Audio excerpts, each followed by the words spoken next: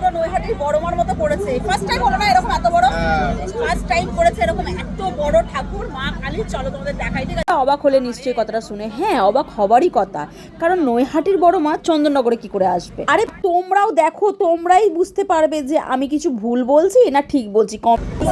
কখন আসবে ঠাকুর? আমরা সব দোকানদারি ছেড়ে দাঁড়িয়ে রয়েছি। আসছে মা আসছে, চলো দেখাই। ওরে সর্বনাশ, ঠাকুরটা দেখো গাইস। সেরা ও জিও জিও জিও লাভলি লাভলি। এটাই চন্দননগর, ভালোবাসার শহর। এটা আমাদের চন্দননগর। এগোচ্ছে, ধীরে ধীরে যাচ্ছে, বড় মায় যাচ্ছে। আসছে এই যাও।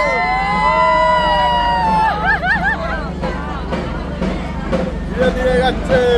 ধীরে ধীরে।